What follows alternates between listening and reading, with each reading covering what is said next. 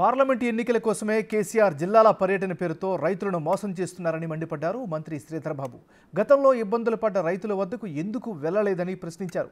ఇప్పుడు కేవలం ఎన్నికలు ఉన్నాయనే రైతులను మభ్యపెట్టడానికి వెళ్తున్నారని విమర్శించారు. వారి హయాంలో రుణమాఫీ ఎందుకు చేయలేదని, పంటకు పరిహారం ఎందుకు ఇవ్వలేదని కేసీఆర్ను ప్రశ్నించారు. పార్లమెంట్ ఎన్నికలు వచ్చినాయి కనుక రైతుల గురించి మేము ఏదో చేస్తున్నామని చెప్పే ప్రయత్నం, సరే ఏదో వారు ప్రయత్నం చేస్తూ ఉంటారు. రైతులు 10 సంవత్సరాల కాలంలో వారు అందరినీ కూడా దూషించారు.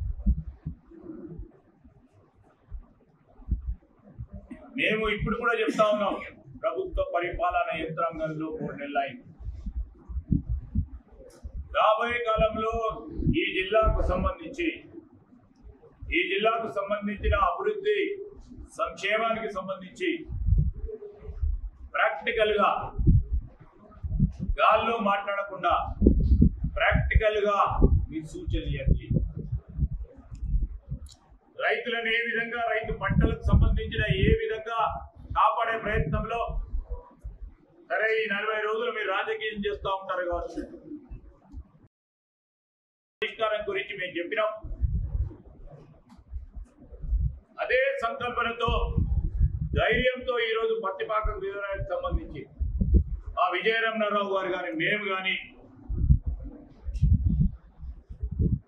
ఈరోజు మళ్ళీ అదే లిఫ్ట్ ఇరిగేషన్ స్కీమ్లో రాజ్ ఠాకూర్ గారు కానీ ఒక సంకల్పనతో వారికి చెప్తా ఉన్నాం.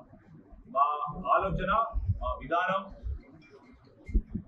టేలెంట్ ప్రాంతాలకు సంబంధించిన మా రైతాంగ సోదరులకు ఏ విధంగా సప్లిమెంటేషన్ చేయాలి, ఏ విధంగా వారిని ఆదుకోవాలి, శాశ్వత పరిష్కారం గురించి ఆలోచన చేసే ప్రక్రియ భాగంలోనే ప్రకృతి వైపరీత్యం ఏర్పడినప్పుడు, అనాలోచితమైన ఈ విధంగా వీరు కాళేశ్వరం ప్రాజెక్ట్ కట్టి బ్యారేజీలకు సంబంధించిన కుంగిపోయినప్పుడు,